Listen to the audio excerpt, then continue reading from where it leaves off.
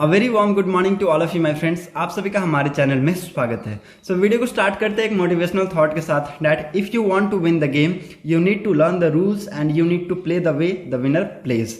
So with this thought I welcome you all in our channel daily current affair by the study tech. Video को start करने से पहले मेरी आप सभी से रिक्वेस्ट होगी कि अगर आपको वीडियो पसंद आता है जो कि बेहद आएगा तो वीडियो को लाइक शेयर और चैनल को जरूर सब्सक्राइब कर लीजिएगा ताकि आपको हमारी वीडियो की नोटिफिकेशन मिलती रहे। At the same time I request all of you to please do share this video among your friends, family members and all other aspirants who are preparing for competitive exams.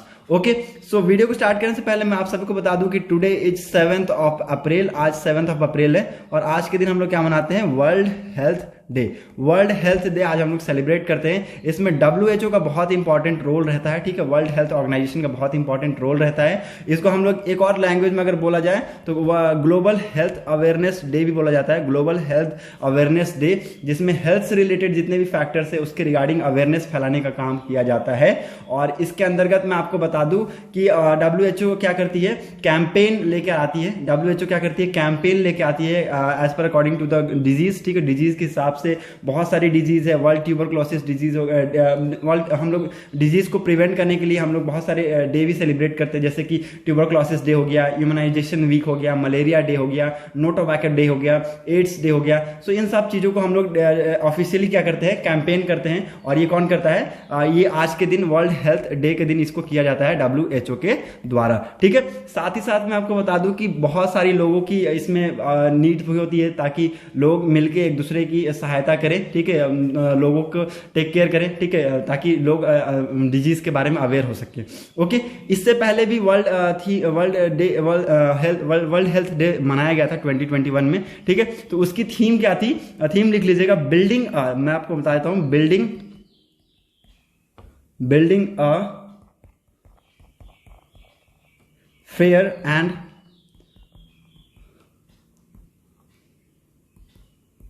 Healthier world for everyone, ठीक है, building a fair and healthier world for everyone. 2021 की ये theme थी। और 2022 की क्या theme थी, 2022 की थीम है, लिख लीजिए, आवर प्लैनेट आवर हेल्थ, ठीक है। 2022 की वर्ल्ड हेल्थ डे की ये थीम है 2022 की, आवर प्लैनेट आवर हेल्थ। तो आप सबको याद रखना है कि हम लोग हर साल world health day 7th of April को मनाते हैं। Okay, now let's move on to the first important news analysis from the Republic world. अभी रिसेंटली एक बहुत ही बड़ी स्टेटमेंट आई है अमिड दिस क्राइसिस में के बीच में बहुत इंपॉर्टेंट ये स्टेटमेंट आई है। और ये स्टेटमेंट किसने दिया है, रशिया ने दिया है। रशिया की तरफ से ये स्टेटमेंट आई है जिसमें रशिया ने बोला है कि we should move on we should visit to India, UAE और citizens to avoid Europe travels amid war, ठीक है। वॉर की वजह से ये स्टेटमेंट सारी निकल के आ रही है, जहां पर हमारे जो रशिया के जो प्रेसिडेंट है उन्होंने रिक्वेस्ट किया है टू ऑल देयर जितने भी टूरिस्ट हैं उनसे रिक्वेस्ट किया है कि आप यूरोप ना जाकर और भी अदर कंट्रीज जैसे इंडिया को पहले प्रायोरिटी पे बेस्ट पे रखा, इंडिया हो गया, UAE हो गया, ठीक है, और इजराइल हो गया, चाइना को ले लीजिए, जो उनकी फ्रेंडली नेशन कंट्रीज है उनसे उनके लिए रिक्वेस्ट किया है कि आप ऐसे ऐसे कंट्रीज में जाइए। इंडिया को टॉप मोस्ट प्रायोरिटीज पर रखा है इन्होंने। ओके, क्योंकि अभी आज के डेट में मैं आपको बता दूं कि जो टेंशन चल रही है बिटवीन रशिया और यूक्रेन, इसके रिगार्डिंग जो रशिया के ऊपर सैंक्शन इंपोज किए गए USA के द्वारा, इससे बहुत ही इफेक्ट पड़ा है, ठीक है। रशियन इकोनॉमिक्स पे ऑफकोर्स इफेक्ट पड़ा था लेकिन वापस से अभी जस्ट रिकवर कर लिए। तो उन्होंने क्या किया है, रिक्वेस्ट किया है जितने भी टूरिस्ट हैं उन्होंने उनसे रिक्वेस्ट किया है कि आप ये यूरोप ना जाकर, यूरोपियन कंट्रीज में ना जाकर आप जाइए, इंडिया में जाइए, UAE यूनाइटेड अरब एमिरेट्स में जाइए, इजराइल में जाइए, चाइना में जाइए, ठीक है। तो जो फ्रेंडली नेशन है उनको उन कंट्रीज में जाइए। ओके, इसके रिगार्डिंग मैं आपको बता दूं कि इंडिया का जो टूरिज्म है अगले 10 सालों में या फिर 5 साल में बहुत ही मेजर बूस्ट हमें यहां पर देखने को मिलेगा। और न्यू टूरिज्म जो पॉलिसी आई है उसका मेन मकसद ही यही है, 2030 तक हमें टॉप 5 कंट्रीज में आना है, ठीक है। 2030 तक हमें टॉप 5 अट्रैक्टिंग कंट्रीज में आना है जो टूरिस्ट प्लेस की वजह से अट्रैक्ट है। ओके, ये इंडिया की न्यू पॉलिसी है। और आज के डेट में अगर मैं आपको बता दूं तो वो टॉप 10 कंट्रीज कौन है जो कि बहुत ही ज्यादा अर्न करते हैं from the tourism sector, tourism से बहुत ज्यादा अर्न करते हैं। तो टॉप 10 कंट्रीज आप देख सकते हैं, US लगभग 200 से भी ज्यादा बिलियन कमाता है, ठीक है, अर्न करता है। स्पेन को आप देख सकते हैं 79 हो गया, फ्रांस को देख सकते हैं 63, वहीं पर अगर आप चाइना को देखिएगा तो 10th प्लेस पे है, $40 बिलियन की कमाई होती है इनको टूरिज्म से। ओके, सो आप ये मेरे को कहने में बेशक कोई भी डाउट नहीं है कि अगले 5 से 10 सालों में India of course will come in top 10 की लिस्ट में इंडिया ऑफ कोर्स आ जाएगा, अगर इसी तरीके से हमने टूरिज्म में फोकस किया। ओके, सो जैसे हम लोग टूरिज्म को क्या करते हैं, टूरिज्म जैसे मान लीजिए कोई कंट्री से टूरिस्ट जाता है किसी कंट्री में, ठीक है, तो वो क्या हो गया, वहां की जो इकोनॉमी है वो बढ़ती है, ठीक है, तो वो आपके लिए ये चार्ट था, ठीक है, कि कौन से स्टेट्स कौन सी कंट्रीज हैं जो टूरिज्म से सबसे ज्यादा कमाते हैं।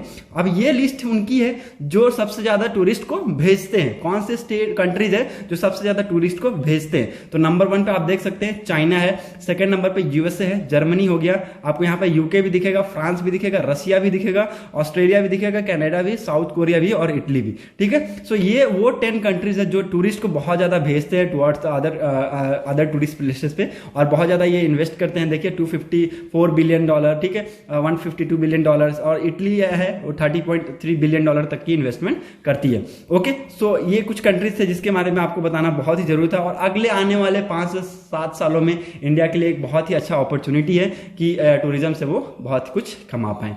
ओके, सो जो टेंशन चल रही है उसी के बीच में जो रशियन गवर्नमेंट की तरफ से ये स्टेटमेंट आया है कि we should go towards India, UAE, Israel और चाइना, ठीक है, instead of the European countries. Okay, now move on to the next important news. मैं आपको बता दूं कि सैंक्शन के बावजूद भी रशिया यूएसए ने क्या किया है, यूक्रेन को $100 मिलियन ऑफर किया है इन मिलिट्री एड्स के तौर पे, ठीक है, मिलिट्री एड के तौर पे $100 मिलियन ऑफर किया है किसको, यूक्रेन को, फॉर जैवलिन मिसाइल, ठीक है, it's a need for the javelin missile, Ukraine को जैवलिन मिसाइल की नीड्स थी, उसी के रिगार्डिंग यूएस ने ये ऑफर किया है। आपको याद रखना है, कोई भी अगर आपसे पूछेगा कि कितने मिलियंस की मिलिट्री एड प्रोवाइड कराया है यूएस ने, तो आपको बताना है $100 मिलियन की ये एड्स प्रोवाइड कराया गया है, किसके द्वारा, यूएस के द्वारा। ओके, बहुत सारे सैंक्शन इंपोज किए गए हैं रशिया के ऊपर, उसकी इकोनॉमी को कम करने के लिए, और भी प्लान किए जा रहे हैं इंपोज करने के लिए, लेकिन इन सब के बावजूद भी इनकी बहुत अच्छी, मैं बोल सकता हूं कि एक रणनीति बनाया जा रहा है कि जो रशिया है उसको एक कैसे टैकल कर पाए, ठीक है। रशिया का आप सबने सुना होगा कि यहाँ पर ये भी न्यूज आपने देखा होगा, India calls for independent investigation into Buchcha genocides pushes for piece in Ukraine, ठीक है। बुच्चा में आप सबने सुना होगा रिसेंटली कि बुच्चा में क्या हुआ है, ठीक है, रेप हो रहे हैं, मर्डर हो रही है, ठीक है, किलिंग्स हो रही है। तो उनके रिगार्डिंग इंडिया ने बोला है कि India call for its independent enquiring की मांग की गई है इंडिया के द्वारा। ओके, और बहुत ही मतलब कि इंडिया ने भी निंदा दिखाया है अगेंस्ट बुच्चा किलिंग, ठीक है। ओके, और एक इंडिपेंडेंट इन्वेस्टिगेशन की मांग की गई है। ओके, सो ये सब जो चीजें हैं, ये सब चीजें मैं आपको बता दूं कि मैं ये सब चीजें तो चलिए आप सब डे टू डे से अवेयर करता रहूंगा। ओके, ये सब उतनी इंपॉर्टेंट भी न्यूज नहीं, जैसे एक ये थी कि इंपॉर्टेंट न्यूज थी। ओके, ये हमारे लिए बहुत ज्यादा इंपॉर्टेंट न्यूज थी, आप ये देख सकते हैं इंपॉर्टेंट न्यूज थी, ठीक है। आज के डेट में आपको मैं बता दूं कि ये न्यूज तो आपको बहुत ही ज्यादा आपको चर्चे में मिलेगी। ओके, इसके रिगार्डिंग मैं एक और अलग सी न्यूज बताता हूं, तो वो सब न्यूज मुझे अलग से अलग बताने की जरूरत नहीं। जैसे कि आप देख सकते हैं इंडिगो की जो फ्लाइट थी उसने इमरजेंसी लैंडिंग की नागपुर में, ये कोई आपको बताने की जरूरत नहीं है, कुछ उतना इंपॉर्टेंट नहीं है, बस हाँ इतना जानना आपको कि हाँ एक इमरजेंसी लैंडिंग करना पड़ा नागपुर एयरपोर्ट पे। क्यों करना पड़ा? क्योंकि उसमें स्मोक आने लगा था, इसलिए करना पड़ा। तो ये सब न्यूज मुझे बताने की जरूरत नहीं, जो मुझे इंपॉर्टेंट लगेगी वो मैं आपको बताता रहूंगा। ओके, चलिए क्वेश्चन की तरफ मूव करते हैं। पहला बहुत ही important question, that what is the theme of national maritime day 2022। National maritime day 2022 की थीम बताना है आपको। These are the options in front of you. A, international trade and economy. B, sustainable shipping and beyond कोविड-19। C, gratitude towards Navy, and D, Atmanirbhar Maritime Force. Okay, these are the options. I'm going to give the answer. B will be the answer of this question. The national theme of National Maritime Day 2022 was Sustainable Shipping Beyond COVID-19 2022. India recently celebrated 59th National Maritime Day, which falls on 5 अप्रैल। अप्रैल 5 को हर साल हम लोग क्या मनाते हैं, national maritime day मनाते हैं। और इस साल की थीम क्या थी, सस्टेनेबल शिपिंग बियॉन्ड कोविड-19, कोविड-19 के बियॉन्ड सस्टेनेबल शिपिंग। और first anniversary of the day was held in 1964। 1964 में पहली एनिवर्सरी हमने देखा था इसकी, नेशनल मैरीटाइम डे की, which raise awareness about the international trade and economy. ठीक है, इसका मेन मकसद क्या होता है कि ताकि लोगों के बीच में अवेयरनेस फैला सके regarding international trade and economy के रिगार्डिंग। और award ceremony is held to honour those who made important contribution to the Indian maritime industries. Okay, so this is very important which you should understand the things. Okay, आपको पता होना चाहिए कि क्या चीजें कहां से इंपॉर्टेंट है आपके लिए। Okay, so national maritime day की थीम क्या थी, सस्टेनेबल शिपिंग बियॉन्ड कोविड-19। ओके, 2022 की थीम आपको याद रखना है। Now move on to the next important question, that who has been appointed as a new foreign secretary of India. Okay, new foreign secretary अभी रिसेंटली अपॉइंट किया गया है। मैं आपको बता दूं कि अप्रैल 30, ठीक है, अप्रैल 30 को वो लास्ट डेट है जब हर्षवर्धन श्रृंगला जी चार्ज देंगे किनको, विनय मोहन क्वात्रा को। ठीक है, ये चार ऑप्शन मुझे आपको बताने की जरूरत नहीं है, मैं आपको ऑप्शन नहीं बता देता हूं। A will be the answer of this question. Vinay Mohan Kwatra ji को चार्ज मिलेगा। ठीक है, कौन देंगे, हर्षवर्धन श्रृंगला जी। ओके, और ये कब होगा, ये अप्रैल आई थिंक अप्रैल 30 को ये चार्ज अंडरटेकिंग हैंडओवर अंडरटेकिंग किया जाएगा। द इंडियन गवर्नमेंट ने अपॉइंट किया है Indian foreign service officer, Indian foreign service officer IFS Vinay Kumar Kwatra as new foreign secretary. ठीक है, ये IFS ये 1988 बैच के IFS ऑफिसर रह चुके हैं। Okay, and he is currently serving as ambassador in Kathmandu में, नेपाल के काठमांडू में ये अभी एम्बेसडर के तौर पे सर्व कर रहे हैं सिंस जनवरी 2022। और इनको रिसेंटली अपॉइंट किया गया as a new foreign secretariat. आपको याद रखना ये सब चीजें बहुत इंपॉर्टेंट है, मैं आपको बार बार आपको बता रहा हूं कि प्लीज नोट डाउन करते जाइए। ठीक है, ये IFS के ऑफिसर रह चुके हैं, 1988 बैच के IFS ऑफिसर रह चुके हैं, जो कि अभी करेंटली काठमांडू के एम्बेसडर हैं since January 2020। Okay, he worked in prime minister office from 2015 to 17, 2015 से 17 के बीच में प्राइम मिनिस्टर ऑफिस में इन्होंने काम किया है। ओके, और he had also served as India's ambassador to France के एम्बेसडर भी रह चुके हैं। ओके, और ये रिप्लेस करेंगे किनको, incumbent foreign secretary Harshvardhan Shringla ji को ये क्या करेंगे, रिप्लेस करेंगे। Okay, so A will be the answer of this question. Now move on to the next important question. Ricky Case and Falguni Shah are recently winner of which award? Okay.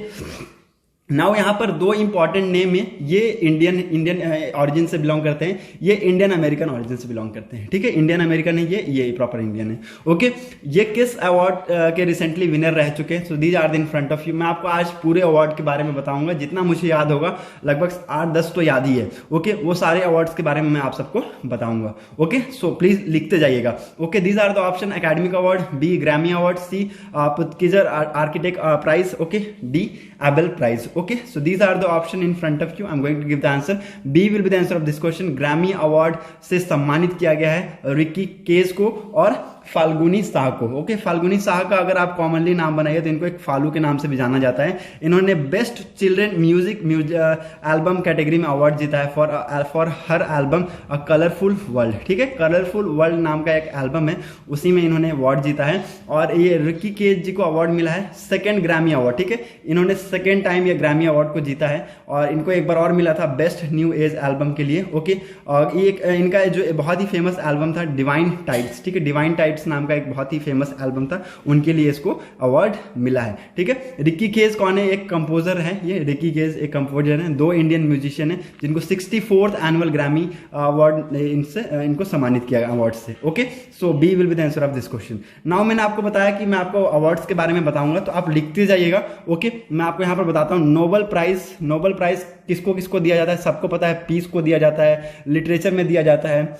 Medicine में दिया जाता है, physics में दिया जाता है, okay, chemistry में भी दिया जाता है, और इकोनॉमिक्स में इसको कब से स्टार्ट किया गया था, 1969 से। ठीक है, इकोनॉमिक्स में जो बाकी ये जो तीन चीजें हैं ना, बाकी ये इतनी जो चीजें हैं ना, फिजिक्स हो गए, ठीक है, लिटरेचर हो गया, मेडिसिन हो गया, ठीक है, और पीस हो गया, और आपको यहाँ पर केमिस्ट्री हो गया, तो इन सबको कब से स्टार्ट किया गया था, 1901 से स्टार्ट किया गया था। लेकिन इकोनॉमिक में कब से दिया गया, 1969 से ये दिया गया। ओके, पुलित्जर प्राइज के बारे में आप सबने सुना होगा, ये जर्नलिज्म को दिया जाता है, जर्नलिज्म को दिया जाता है ये। ओके, ये कब कब से दिया जाने लगा था? ये 1917 से ये अवार्ड दिया जाने लगा था। ओके, एकेडमिक अवार्ड के बारे में आप सबने सुना होगा, academy award. Okay, academy award, मैं लिखता जाता हूँ पूरा नाम। ओके, ये किस में दिया जाता है? ये फिल्म में दिया जाता है। ओके, ये 1929 से ये दिया जाने लगा था। ठीक है, एकेडमी अवार्ड को हम लोग एक ऑस्कर से भी नाम से आप लोग जानते होंगे। ठीक है, ऑस्कर एकेडमी अगर आपके लिए उतना हार्ड है तो ऑस्कर अवार्ड आपने सुना होगा। ओके, कलिंगा अवार्ड के बारे में आप सबने सुना होगा, एक कलिंगा अवार्ड। ओके, ये किस में दिया जाता है? साइंस की फील्ड में दिया जाता है, और ये 1952 से ये अवार्ड दिया जाने लगा था। ओके, भारत रत्न के बारे में मुझे बताने की जरूरत नहीं है, आप सबको पता है भारत रत्न के बारे में। मैंने आपको ग्रैमी अवार्ड के बारे में बता दिया। ग्रैमी अवार्ड लिख लीजिए, ग्रैमी अवार्ड। ओके, बताया नहीं है। ग्रैमी अवार्ड किस में दिया जाता है? ये दिया जाता है म्यूजिक की फील्ड में। ओके, म्यूजिक की फील्ड में दिया जाता है, और इसको कब से दिया जाने लगा था? 1958 से इसको दिया जाने लगा था। ओके, मैं आपको और बता दूं, एक मेरे ख्याल से एक और इंपॉर्टेंट अवार्ड है आपके लिए, Jnanpith award Jnanpith award. Okay, Jnanpith award. Okay, Jnanpith award ये कब दिया गया था? ये किस फील्ड में दिया जाता है? ये लिटरेचर की फील्ड में दिया जाता है, और ये कब से स्टार्ट हुआ था? ये 1965 से इसको दिया जाने लगा था। द्रोणाचार्य अवार्ड मुझे बताने की जरूरत नहीं है। द्रोणाचार्य अवार्ड आपको पता है कि स्पोर्ट कोचिंग के लिए दिया जाता है, और 1985 से वो दिया जाने लगा था। अर्जुन अवार्ड भी बताने की जरूरत नहीं है, स्पोर्ट्स प्लेयर को दिया जाता है वो, और वो 1961 से दिया जाता था। भटनागर अवार्ड लिख लीजिएगा, Bhatnagar award.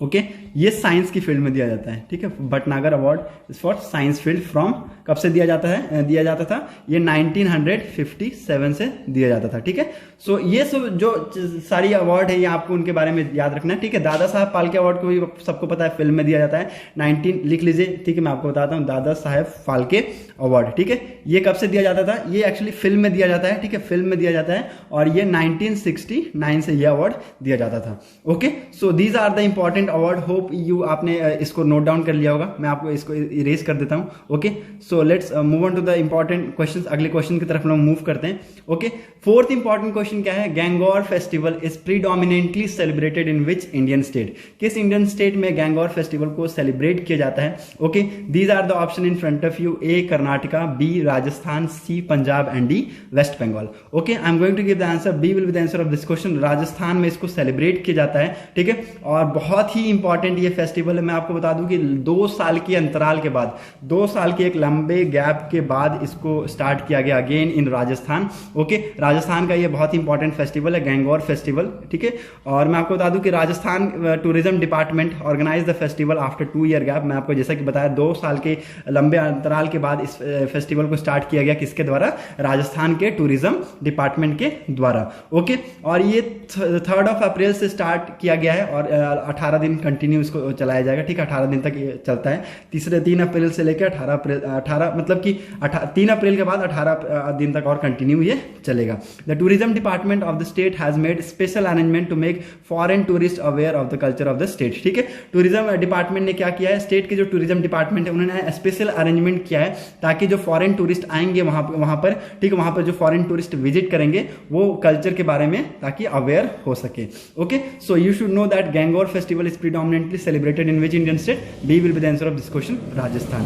Now move on to the next important question, that which union ministry oversees the stand up Indian scheme? Okay, so this is a very important question, आप सबको पता होना चाहिए, बहुत इंपॉर्टेंट ये क्वेश्चन है।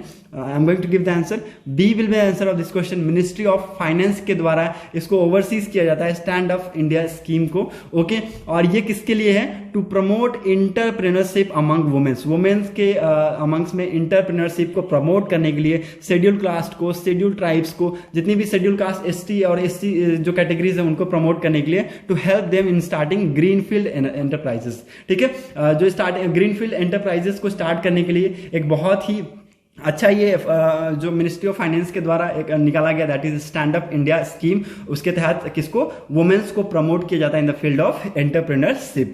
Okay, the scheme has completed 6 years, 6 साल complete होने वाला है इस स्कीम को। लगभग 2016 में इसको स्टार्ट किया गया था। And loan worth more than 30,160 crore have been sanction at least 6 year. ठीक है, लगभग लास्ट 6 सालों से अगर देखा जाए तो 30,160 करोड़ इस स्कीम के लिए सैंक्शन किया जा रहा है लोन को। ओके, और लगभग 1,33,000 लोग ऐसे हैं, उससे ऊपर हैं, जो न्यू एंटरप्रेन्योर हैं और have been facilitated, and more than 1 lakh women promoter have been benefited from this scheme during last 6 year. ठीक है, लास्ट 6 सालों से अगर मैं आपको बता दूं तो 1 लाख से ज्यादा वुमेन्स हैं जिनको प्रमोट किया गया है विद दिस स्कीम, और 1,33,000 ऐसी वुमेन्स है जो फैसिलिटेट मतलब कि वो ले चुकी है, इस स्कीम का फायदा उठा चुकी है। Okay, so this is again very important scheme which you should understand. The fifth very important question, that which union ministry oversees the Stand Up India scheme? That is B will be the answer of this question, Ministry of Finance. Okay, so that's it for today's video analysis. अगर आपको video important लगी हो तो please video को जरूर share कर दीजिएगा। Thanks for watching our video. Thank you and have a nice